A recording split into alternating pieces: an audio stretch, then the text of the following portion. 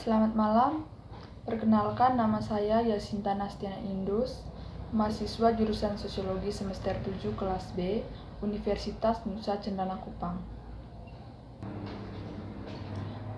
Pada kesempatan ini, saya akan membahas salah satu topik dalam rangka memenuhi tugas ujian akhir semester pada mata kuliah Sosiologi Terapan. Topik yang saya bahas di sini yaitu mengenai kapitalisasi dan monetisasi COVID-19. Salah satu isu yang menarik perhatian saya di sini yaitu isu yang menyatakan bahwa beberapa pasien sesungguhnya bukan pasien COVID, tetapi oleh rejim kesehatan dimasukkan ke dalam kategori COVID. Di sini kita akan membahas lebih rinci mengenai isu yang terjadi di dalam masyarakat. Tak bisa dipungkiri bahwa adanya wabah coronavirus COVID-19 ini berdampak besar pada seluruh aspek kehidupan, terutama yang paling signifikan adalah dalam bidang ekonomi.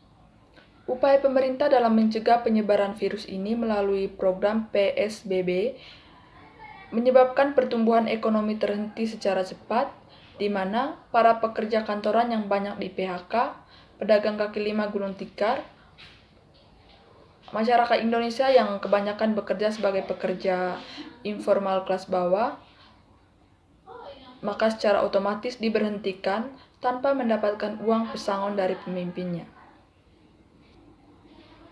Di satu sisi, ada segelintir orang yang memanfaatkan keadaan untuk memupuk kekayaan diri dengan cara menjual bahan-bahan pokok dan pelindung diri menggunakan harga yang sangat tinggi. Contoh kecilnya adalah masker yang akhir-akhir ini sangat dibutuhkan oleh masyarakat agar terhindar dari paparan virus. Banyak para pengusaha yang menjualnya dengan harga tinggi, yaitu sekitar ratusan ribu, bahkan jutaan rupiah.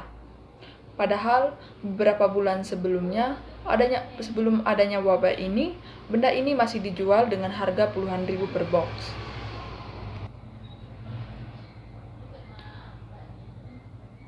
Maka dari itu, muncul isu-isu yang ada dalam masyarakat yang menyatakan bahwa beberapa pasien sesungguhnya bukan pasien COVID, tetapi oleh rejim kesehatan dimasukkan ke dalam kategori COVID. Sebelum membahas lebih lanjut, saya di sini menyampaikan dulu apa yang dimaksud dengan penyakit COVID-19. COVID-19 adalah penyakit menular yang disebabkan oleh jenis virus baru yaitu SARS-CoV yang dilaporkan pertama kali di Wuhan, Tiongkok pada tanggal 21 Desember 2019. Virus ini ditularkan melalui kontak langsung dengan pasien yang sudah terindikasi positif corona. Selanjutnya di sini kita akan menganalisis isu monetisasi dan kapitalisasi COVID-19. Dan isu yang paling menarik di sini tadi yang menyatakan bahwa ada beberapa pasien sesungguhnya bukan pasien COVID, tetapi oleh rejim kesehatan dimasukkan ke dalam kategori COVID. Berkaitan dengan monetisasi dan kapitalisasi, di sini saya akan membahas apa itu monetisasi secara umum. Monetisasi adalah kegiatan yang bertujuan untuk menjadikan akun YouTube seseorang untuk mendapatkan penghasilan bagi pemilik akun dari video-video yang ditampilkannya. Kebanyakan orang menjadikan COVID sebagai bahan pembahasan dalam video-videonya yang memunculkan isu-isu berkaitan dengan COVID-19 yang melanda seluruh dunia, terutama yang ada di Indonesia. Nah, dari video-video inilah yang memunculkan banyaknya isu-isu dalam masyarakat yang berkaitan dengan COVID-19 atau bagaimana kebijakan dari pihak-pihak kesehatan. Sedangkan kapitalisasi yaitu sebuah upaya pemilik perusahaan untuk menyertakan modal bagi perusahaan. Ada banyak modal bagi perusahaan yang bisa menjadi pilihan yang sesuai dengan kebutuhan perusahaan. Dengan adanya protokol kesehatan yang mewajibkan semua masyarakat menggunakan masker dan hand sanitizer, serta mewajibkan bagi siapapun yang hendak melakukan perjalanan ataupun pulang dari luar negeri melakukan rapid test kesehatan yang membutuhkan biaya yang cukup mahal. Begitu pula dengan harga masker dan hand sanitizer yang dijual dengan harga yang cukup mahal. Hal ini membuat masyarakat berpikir bahwa ada pihak-pihak tertentu yang diuntungkan dari adanya COVID-19 dan sengaja memanfaatkan keadaan ini untuk mendapatkan penghasilan yang lebih atau mendapatkan keuntungan yang sangat banyak. Berkaitan dengan isu-isu yang berkembang di atas mengenai monetisasi dan kapitalisasi COVID-19 yang berkembang dalam masyarakat, dalam hal ini, isu yang menyatakan bahwa ada beberapa pasien yang sesungguhnya bukan pasien COVID, tetapi oleh rejim kesehatan dimasukkan ke dalam pasien COVID. Opini tersebut menyebabkan runtuhnya semangat dan ketulusan pelayan yang dilakukan rumah sakit dan tenaga kesehatan. Hal ini dapat menyebabkan dampak negatif dalam pelayanan kesehatan yang dilakukan oleh rumah sakit kepada pasien dan masyarakat umum. Di sini saya akan menganalisis isu-isu yang menyatakan bahwa ada pasien yang bukan merupakan COVID tapi oleh rejim kesehatan dimasukkan ke dalam pasien COVID. Analisis ini menggunakan analisis Rocipi, yaitu rule atau peraturan,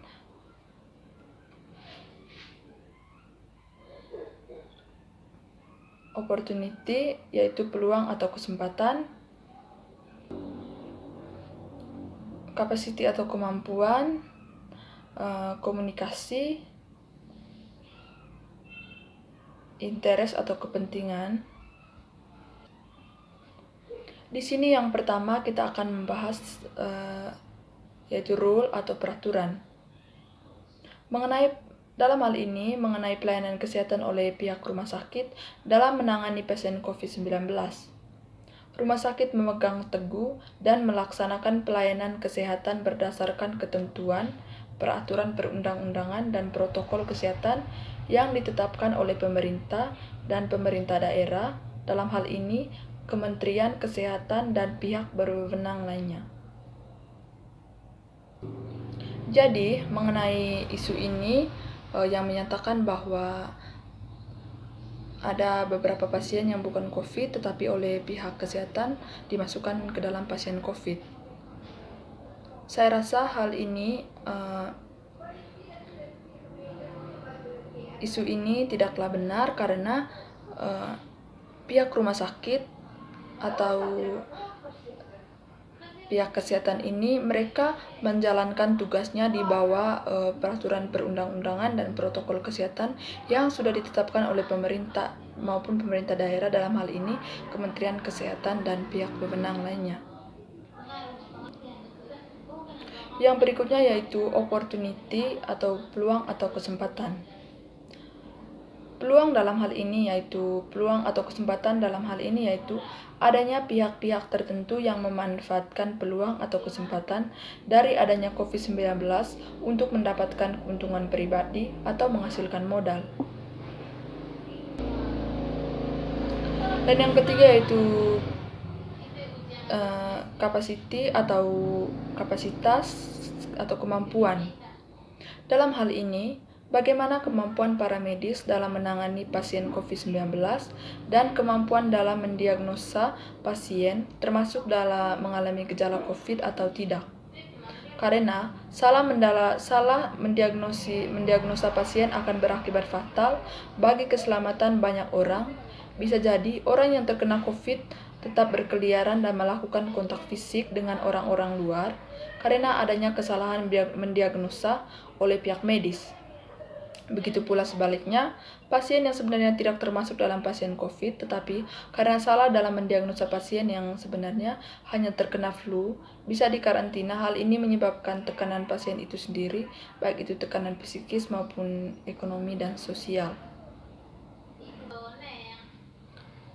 Dalam hal ini juga mengenai isu tersebut, pihak kesehatan bukan secara sengaja memasukkan pasien yang bukan merupakan COVID ke dalam pasien yang terindikasi COVID-19. Hal ini karena gejala yang ditimbulkan oleh COVID-19 ini sama dengan gejala flu biasa yang tidak mengakibatkan kematian. Mungkin karena adanya gejala yang sama dengan flu biasa, maka pihak kesehatan memasukkan pasien tersebut ke dalam pasien COVID-19. Selain itu, dalam proses rapid test,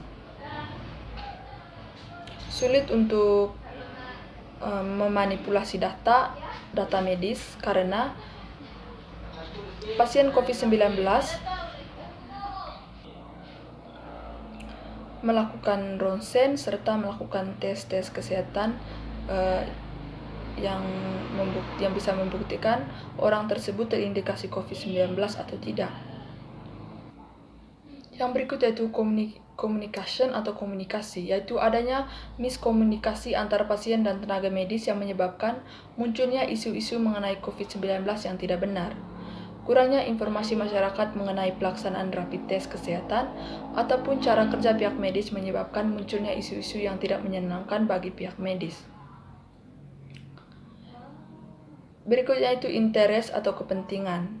Mengenai kepentingan, banyak pihak-pihak yang memanfaatkan COVID-19 untuk kepentingan pribadi dengan menjual masker yang akhir-akhir ini sangat dibutuhkan oleh masyarakat agar terhindar dari paparan virus.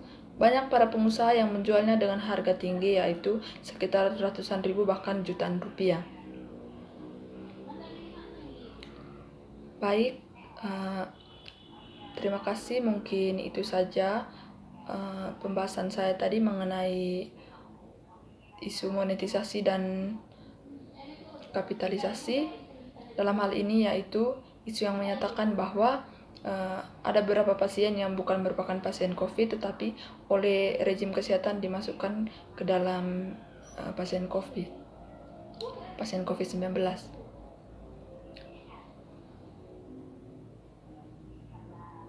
Saya menyadari bahwa video ini tidaklah sempurna dan oleh karena itu saya meminta kritikan dan saran dari teman-teman di video ini. Sekian dan terima kasih.